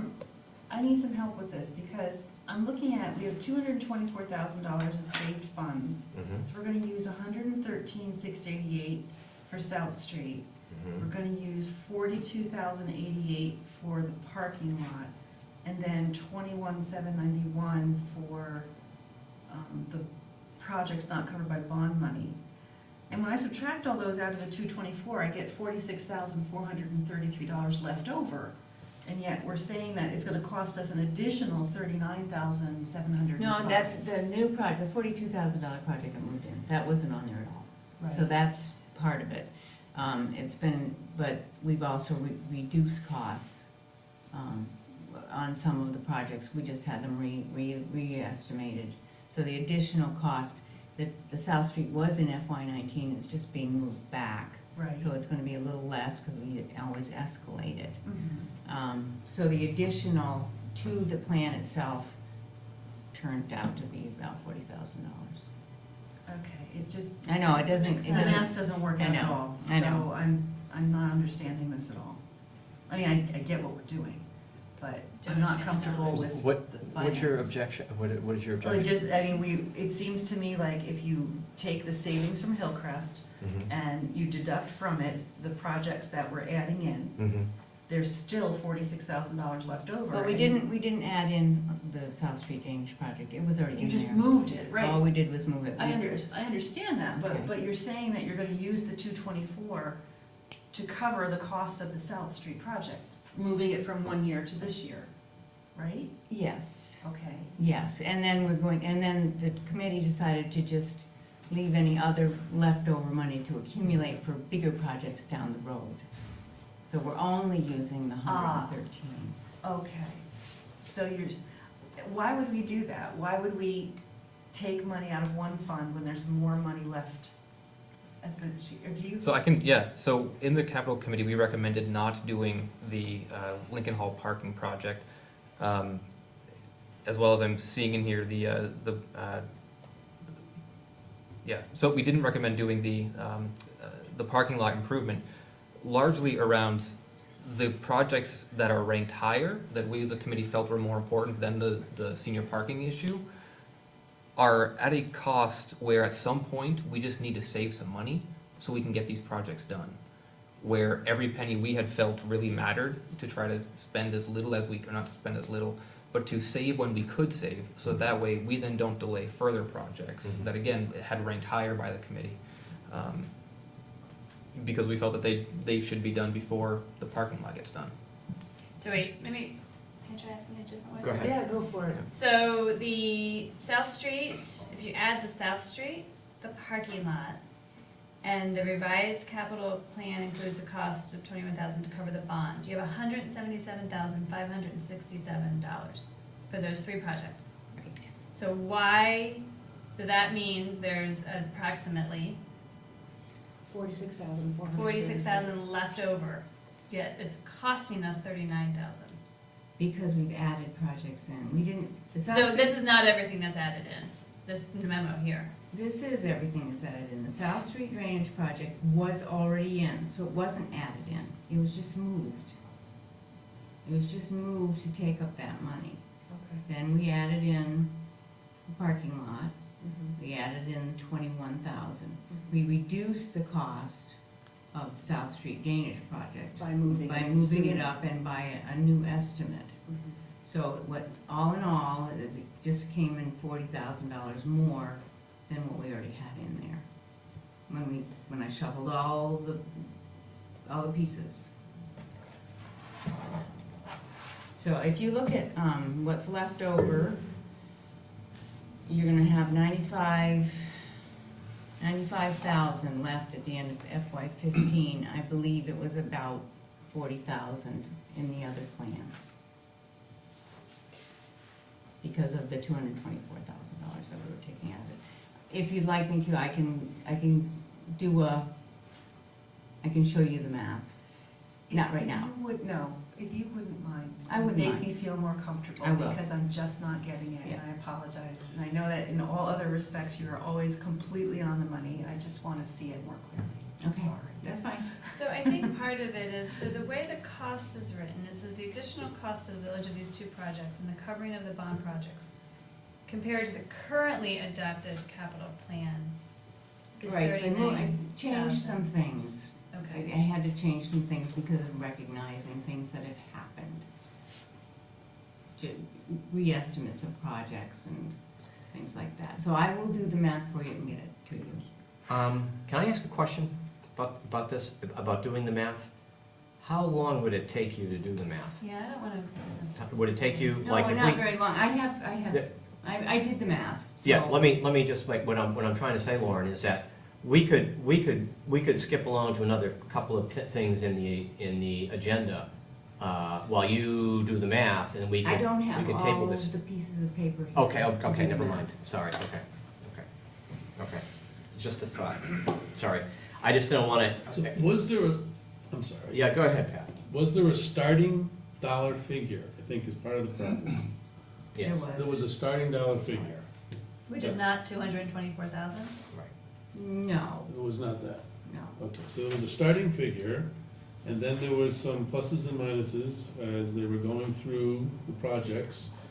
And then you come down, it's kind of like a mathematical thing, the bottom, I mean, an algebraic thing, Yeah. could be a plus or a minus for the net at the bottom. This turned out to be a plus, A minus. a minus 39,705, right? Is that how that? That, it works? means that we added that much into the program. We're confusing accounting with just basic adding, subtracting here, because you're speaking in accounting lingo right now, I right? don't think so. No? I'm just No. moving things in and out, and But that's that was cool. the change. I don't mean to micromanage or doubt Oh, what no, you're no, doing. no, no, It I'm- just would make me feel better to see it. Sure. I would more like to see clear. it too. My only concern is that by putting this on hold Right, for is 2 there weeks, timing? what are we gonna do? Is I it don't gonna, think, go you ahead. can put it on hold, but the bid came in much lower. Yeah. We've got plenty of money to do this. Right, that's what I'm So- getting. I don't wanna lose that opportunity. Well, can we approve the thing without barring, I mean, just to satisfy the two, Elaine and Lori, whoever, or everybody, you know, after the fact, I mean, can we, prove it with the caveat that the numbers, if the numbers come in, you know, skewed or something, that, you know, that we'll revisit Are it. we starting any of these projects in the next 2 weeks? Well, it looks like they're asking for an approval here, and Bid. I'm just saying that, you know, to approve the bid for these projects, I'm saying that I'm not gonna question Lauren's accounting skills and numbers. I agree, it does seem kind of, it's hard to comprehend how she came to this number, but I'll trust, you know, with, that she'll get back to us. Can we approve these, move these forward, and so we don't come back and have to address this again? No. Yeah. Okay, Sorry. just throwing it out. And That's- And I'm not questioning Lauren's Yep, work, no, I just right, think, yep. I just No, think we that need piece to of see the paper Yep. needs to be part of Yep. the record, that's Okay. all. It's Okay. I was just- expedient, but it doesn't make me feel Yep. better. Okay. Sorry. Okay, so we'll have this Just up table this top. until next meeting. We will table this until next meeting, Thank okay? You cool with that? Everyone good with that? yes, thank you. Okay. All righty. So now we are on to new business and a proposed arts festival, Julie Miller Johnson and Kristen Humbarger. Hi, come on up and join us, and thank you, and Thank you.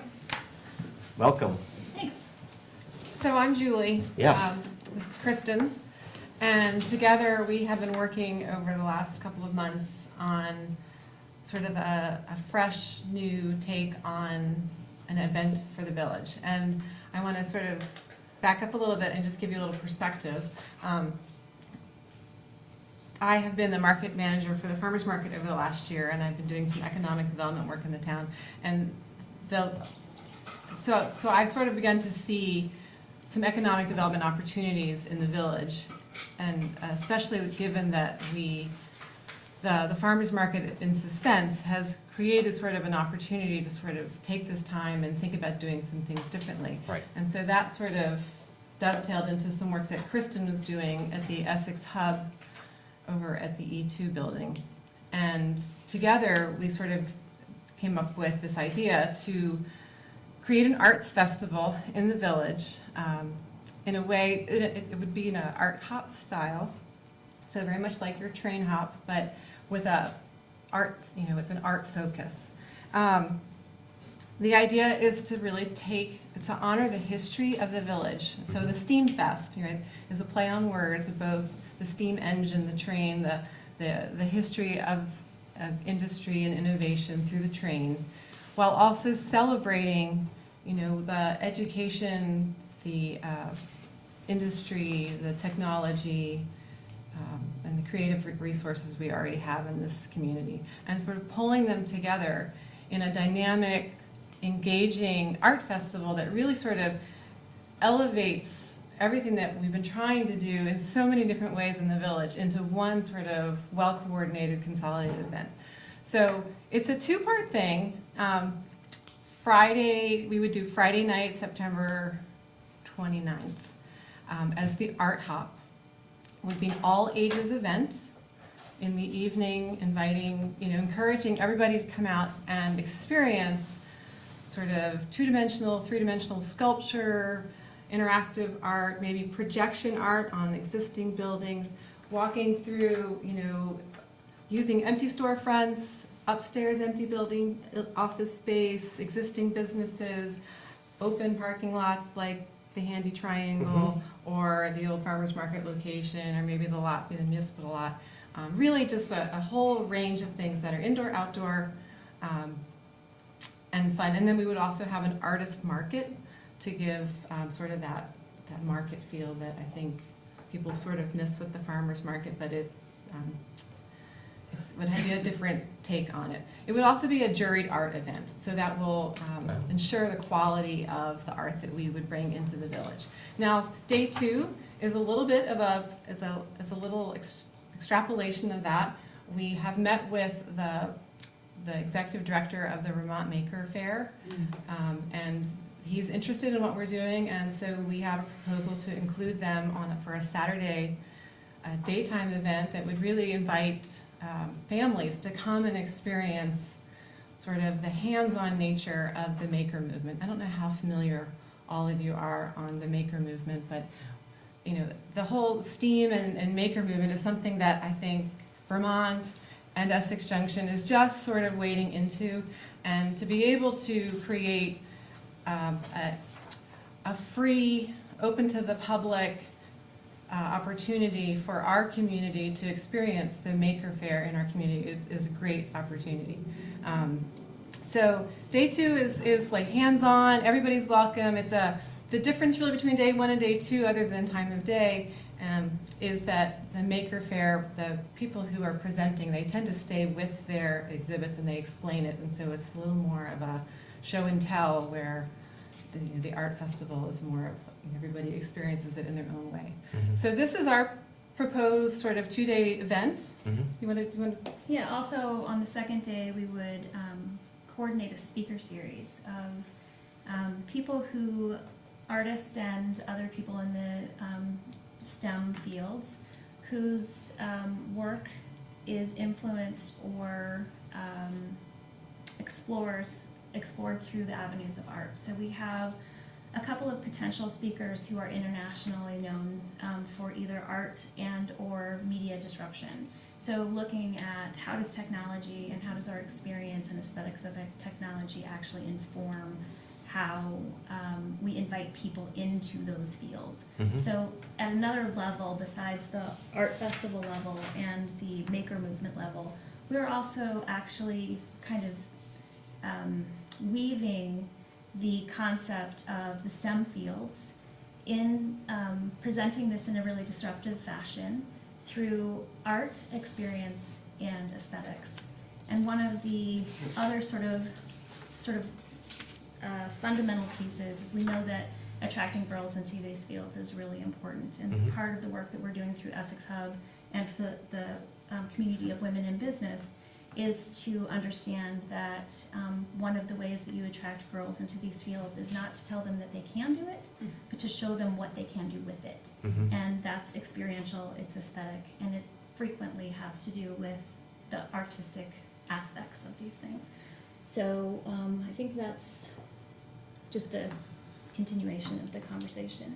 Yeah, and I think, as we've been developing this, we really have uncovered so many sort of silos of effort that are going on. You know, there's the STEM Academy at the high school, and there's a, you know, a STEAM preschool that's coming in, and, you know, we have tech businesses, Global's heavily involved in the maker movement.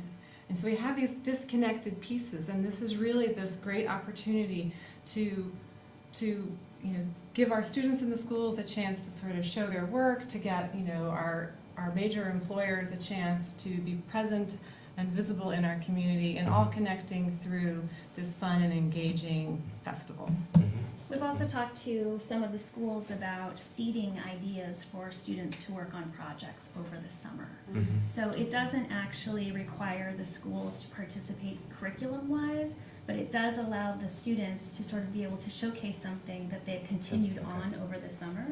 And talking with some educators, they're very excited that it's not necessarily linked to school, but that it can be seeded and they can encourage their students to come forward with this kind of thing. So it's really an art festival that allows for an intergenerational population of exhibitors and people who are showing up.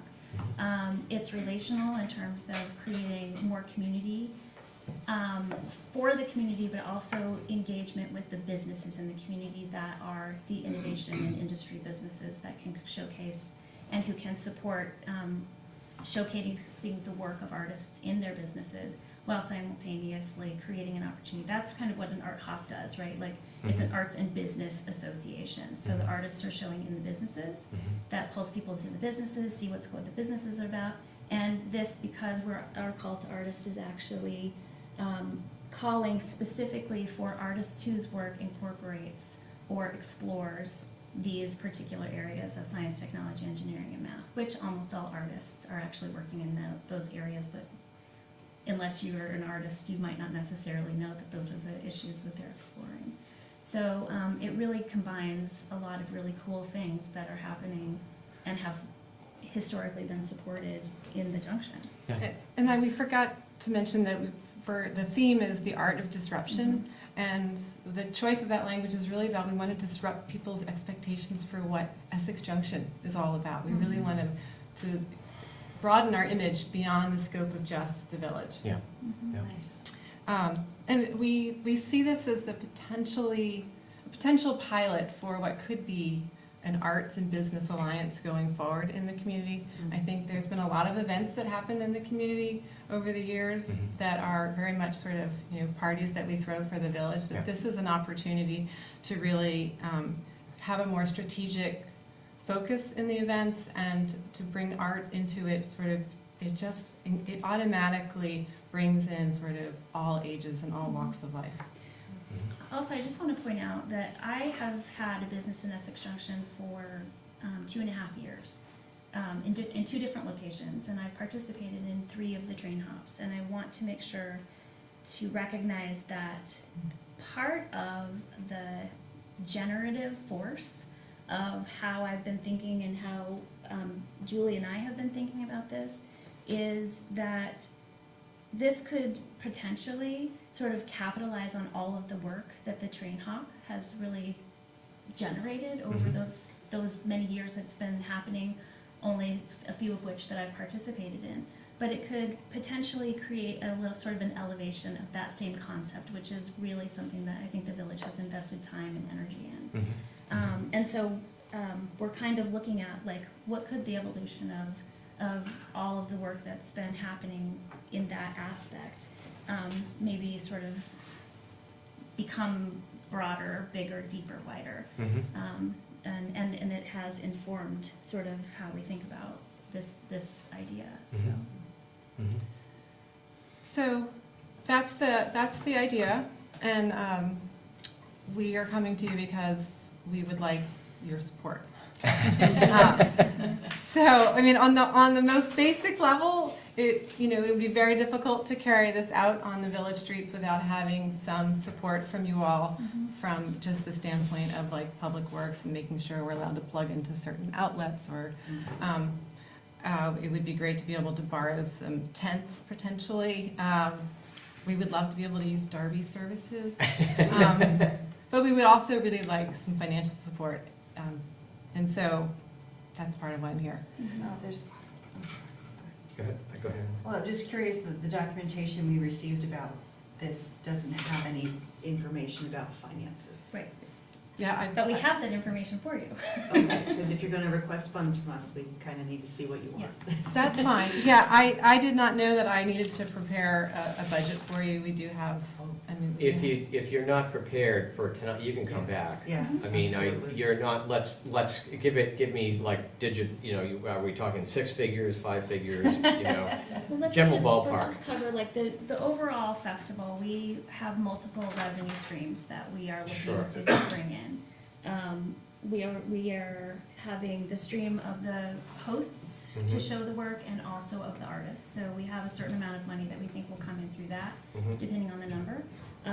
We are looking for corporate sponsors, Mhm. people to sponsor that way. And I think we are estimating that to run the whole festival, including the Maker Fair piece, which is separate financially from the Steam Fest, but we would still have to combine those fundings, I think is, We came up with 12,000. 12,000. Okay. That's our total budget, and we would expect to be able to bring in, 2/3 of that outside of the village. Yeah. So. So we were actually kind of looking at the village potential as being a sponsor for the event. Mhm. So, and I think we can formally, present that to you. But do you want to present or what are you thinking? Well, I just need to know it sounds to me like you guys need something in writing, or we can. Yeah, well, we kind of, if it's a money issue, we kind of need to put it on our agenda and let it, and have it advertised ahead of time. We Okay. can't just sort of spontaneously on the spur of the moment say, yeah, we'll spend a few $1,000 even, or whatever.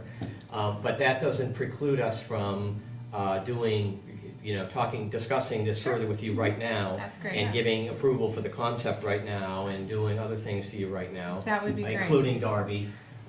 So, we could, but in terms of money, we would probably need to have a separate discussion Okay, as far as that that's goes. fine. That's great. Yeah. But we'd love to hear your input or feedback. Questions? I'm sure we all, I'll go ahead, guys. Well, I'll start, but I think it's outstanding. I'm very interested in it, and I see a lot of potential down the road. This is just the start of it, maybe something bigger. And I'm just thinking off the top of my head here with venues, maybe even down Maple Street Park where you have indoor. I'm thinking larger areas in parking, because you have the parking at the rec center, you have the large indoor. And the time of year is actually great because baseball season kind of is waning, and there's opportunities to use parking spaces there, and then you've got ADL school across the street. So there's a lot of things that can be done there, but I'm all for it. It's great. Thanks. Yeah, it's a great concept. Frankly, we've gone to having a 7.5-year-old son, we've gone to the Champlain Valley Maker Fair for the past 2 or 3 years over Yeah, at that's a Farms, lot of and fun. if there were one even closer, all the better. I was just in Barrie this morning and saw a flyer in one of the Yeah. coffee shops Yeah. down there. It sounds fairly similar Yeah, to this, and I was the- just thinking, how could we do this in Essex? So timing is perfect. Have you approached Vermont Tech? Yes, VTC, yeah, they are very interested in being involved. Good. And we have actually been in contact with a lot of, we reached out to the Champlain Valley, or to the Champlain Maker Fair, or the Maker Fair, and to VTC, we have some other sort of, we're reaching out to Global Foundries right now. We're actually also gonna be reaching out to Green Mountain Power. We're kind of looking at all of who are the people that the industries are supportive, or what we're doing would be supportive of those industries, and how do we recognize that, that STEM component in who are the people that we can pull into the conversation as evidencing this is what technology looks like and this is our experience of that. So It's a great idea. It's Mhm. really We've also nicely done. Yeah. Thank you. We've also spoken to All Earth Renewables about the bud Right. cars and bringing them in Yeah. as a part of this, and maybe having them be one of our exhibit spaces. I don't know if you've spoken to Flexiseal, but that's another village business. And They're on our list. okay, there you go. Yeah. I mean, because they're kind of a they're Yeah. technology. So yeah. Also, Pat? there's the, oh, go ahead. Yeah, what's your vision of the area that you're gonna be encompassing on this event? Yes, so we have been thinking, do you want to go on that? Do you want to take that? Well, so for this inaugural year, we want to keep it as walkable as possible. Mhm. So, and not knowing yet how many artists and what kind of art we would need to host. Or the number, or what businesses will want to be hosts. Right, That's so another big we've component. had sort of initial forays to businesses, but we haven't asked for commitments yet from businesses to where they would host. Ideally, we would keep it within the village proper, and probably not extending a whole lot further out from the railroad tracks all the way around this way.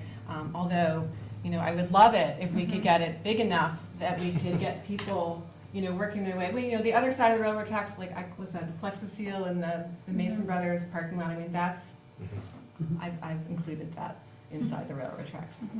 But, so, you know, just in that initial space, if we have, the need to spread out, we would spread out, but. Also, I think there's a really interesting component about where it happens, which is,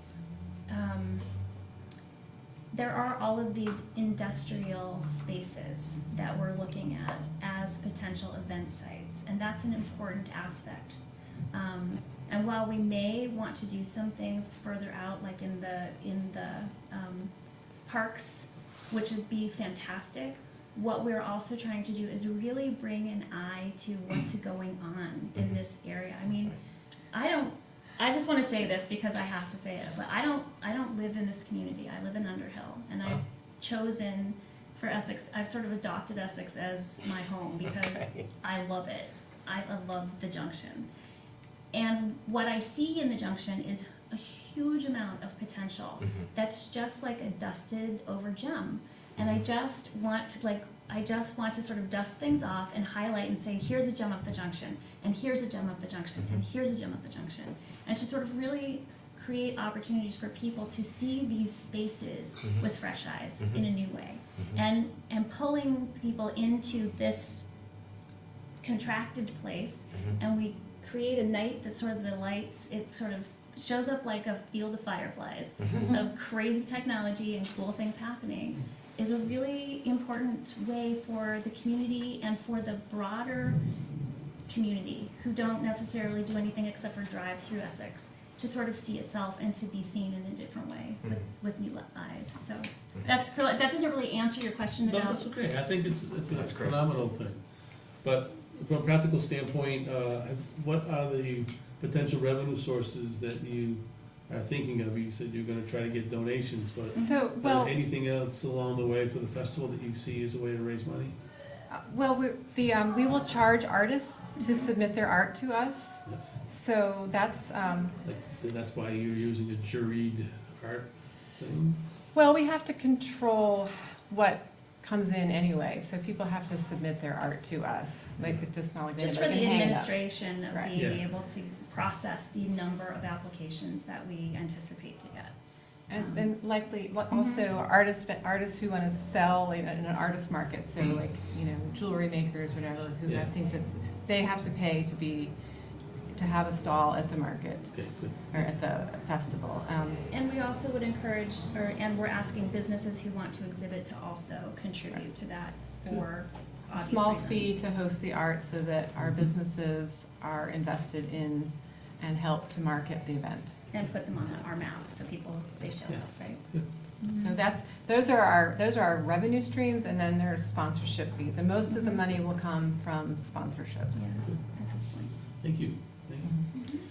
I do want to add to what Kristen said, just anecdotally. I walked around the village in a way that I never have before, which is like not on the sidewalk. I walked behind all of these buildings, especially over here, and you really do sort of see this place differently when you're not just driving through it. And I think the opportunity to get our people to experience this place with fresh eyes is what we need.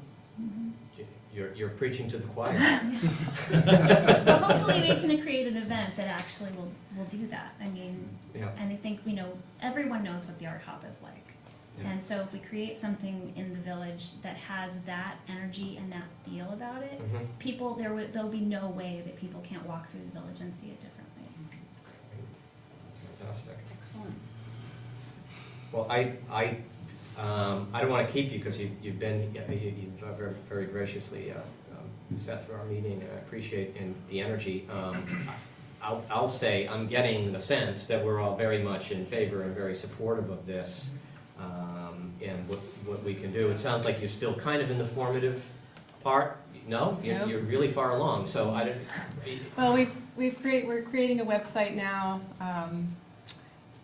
We are ready to send out our call to artists. We're ready to seed our projects with the schools. I meant more in terms of what you want us to do in particular. Is there something, I mean, are you looking for any particular permissions or?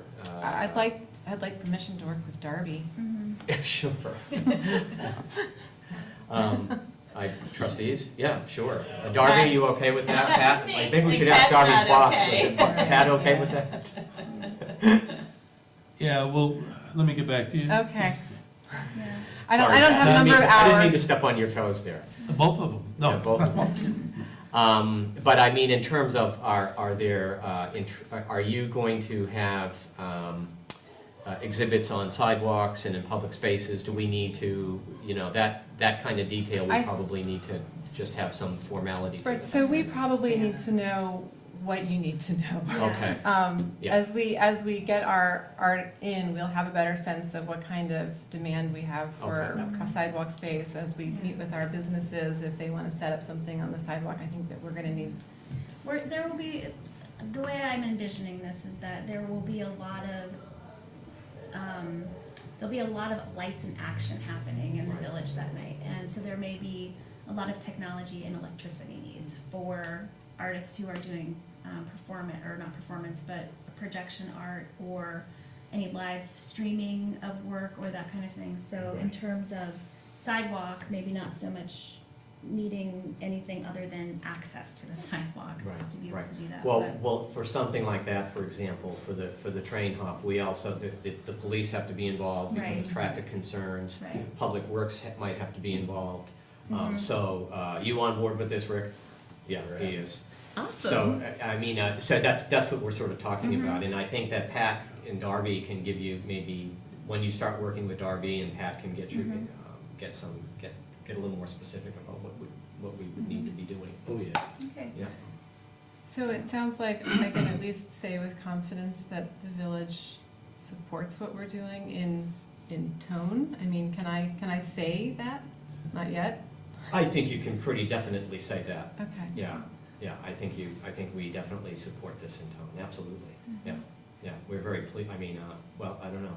What do you Yes. think, guys? Oh, yeah, well, we also have other great ideas that we Okay. want to present to the trustees at some point, but we'll save it for Okay, we'll another be time. anxious to hear. So, if I want to come back and talk a little bit about money, can Yeah. I put myself on the agenda next? Yes, I Like would, Patty. just to make sure you don't Why go don't through we a stop lot at of. my desk? Yeah. Okay. First, when you Okay. talk about money, so that as you just heard, Yeah, it's really good to have everything all right, that Yeah. sounds like a ironed perfect out. idea, thank you. Yeah, that'd be a Yep. good thing. Yeah, I would work with Excellent. Pat, so that you're not spinning your wheels. along, Yes, so you can- excellent, Yeah, thank you. yeah, great, All right. thank you very Thank you. much. Thank you very much. Thank you both.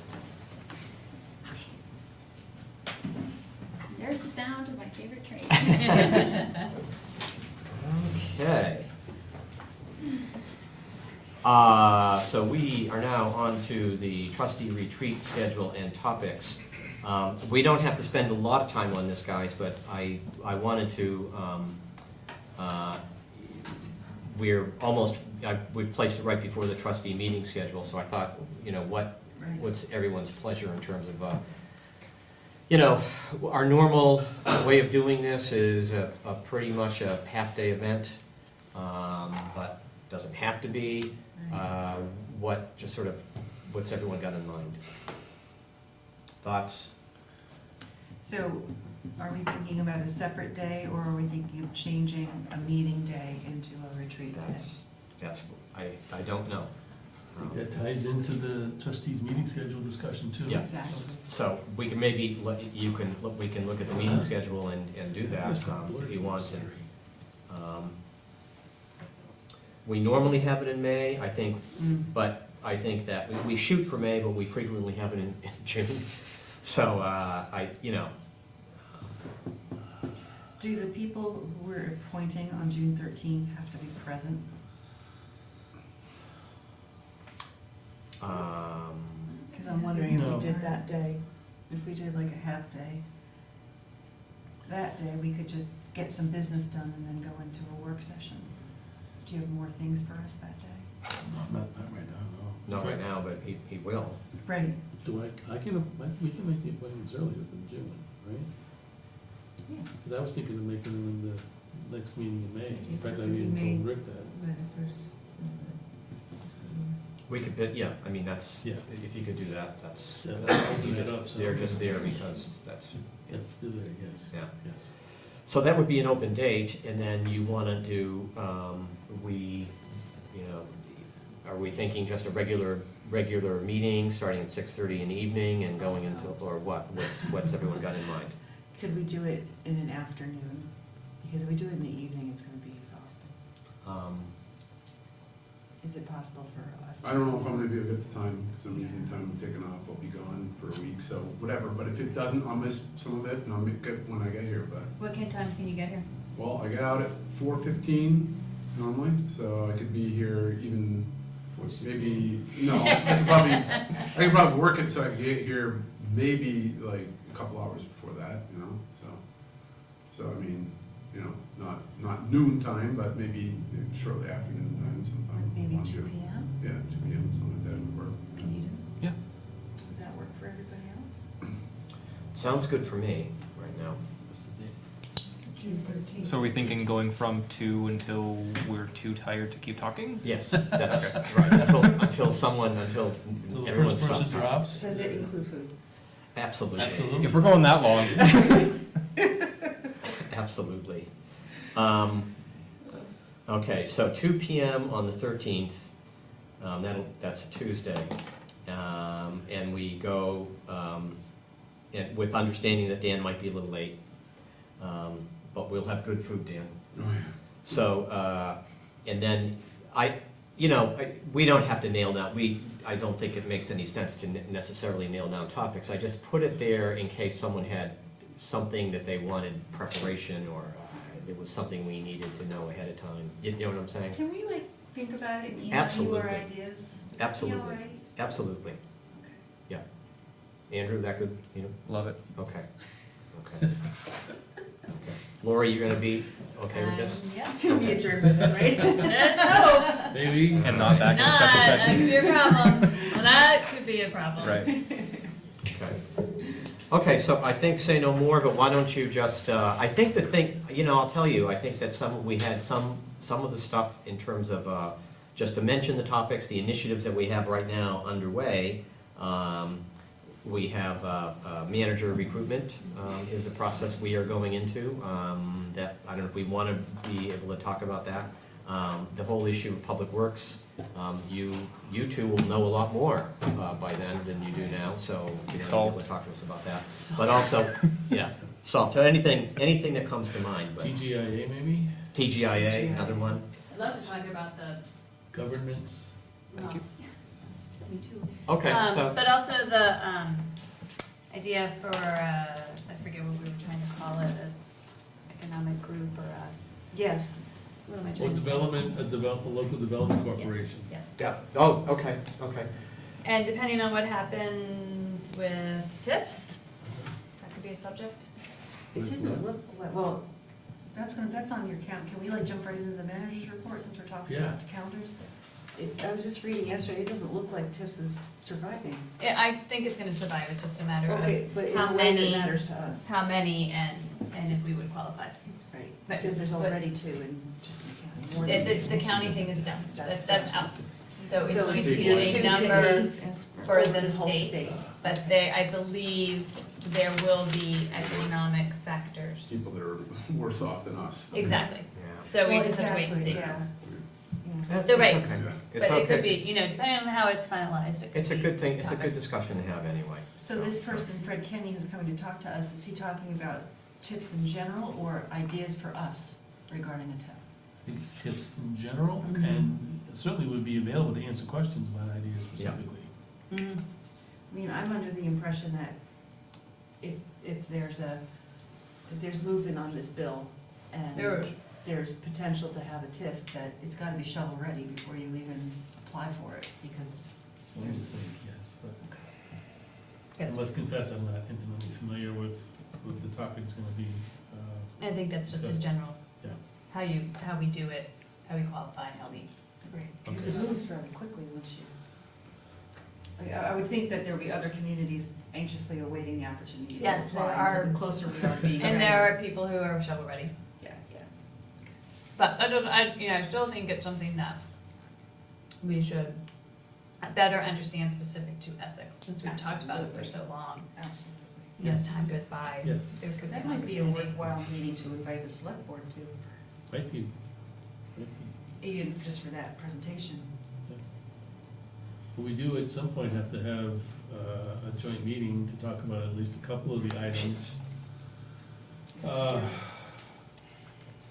The select board, they're welcome at all our meetings, Well, right. They could come anytime. anytime, so. And they could come sit. Yeah.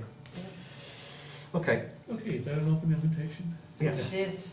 So we've nailed down our retreat, and so and Fred, we are gonna have questions and answers from Fred on May 23rd. What are we doing in addition? Do we wanna talk more about this? Everyone good on this scheduled, or do we need to discuss this further? How about you? Oh, this is wonderful. Okay. You know, the only thing that I might do to disrupt this again is to take a look at the work in progress and to get ready to ask both legislative bodies for the next joint meeting to talk about a few things. And I don't know that will necessarily include the things that you had originally listed, both the select board and the trustees, because I think a couple things are bubbling up. But, and I don't know how they feel about the governance question. I don't know if you are both on the same intensity level on governance being one of the next issues to discuss. But I don't know how we can't be thinking through the fact that when you go for the recruitment of the manager, I gotta tell you, if I was a candidate, one of the things I would wanna know going in is the governance structure. So, And so even if we were in initial talks, that would be, I would say that we have to have a real clear answer for the recruitment and selection process. that's like starting by like August, I mean. Well, yeah, quite possibly, and, well, yes. But a real clear answer would be a clear description of what we have now and being able to say with some degree of certainty how long that's gonna be in existence. You don't have to say, oh, we're gonna have a charter change. You could just say that the agreement that currently is in existence is up for discussion to be expanded and modified to maybe a longer horizon due to the retirement of the current person and the yet-to-be recruited new person. So it sounds like a qualification we're gonna wanna include in our search is somebody who may have experienced consolidation at a large scale. Yeah. And there are people who will be available, I think, for that, yes. I'm on board in theory with the discussion of governance. I am very unclear in terms of the practicality of how the schedule is gonna work out. I mean, when it takes several months for us to just schedule one meeting with the select board and to move things, the pace that we normally move at, we would all of a sudden be asking a horse that is used to going at a certain pace at a certain time, meaning us, not the select Yes. board, all of us, all of a sudden to turn into a thoroughbred, and I'm just a little not sure. I would have to have that explained to me how all the scheduling is gonna work out, but that's just me. But I would counter that we have to. Right. We have to figure out how to move this forward and have the discussion and figure out how far off we are from each other. Because that will impact the hiring of a manager, that Okay. will impact TGIA, that will impact a lot of what we do going forward, I think. Okay. Okay. Oh, no, don't apologize. I wasn't saying no. No, I was I just know. saying, I'm not saying no at all. I just am not sure Yeah. how we're gonna, how this is gonna, how the schedule would, how would it actually work out. Right. I think I have lots of work to do to put some schedules together for whatever the joint meeting date it turns out to be, to sort of show you. I've already started, by the way, in all honesty, on the recruitment and selection schedule. So, Okay. Okay, let's, anything else as far as this goes? We good?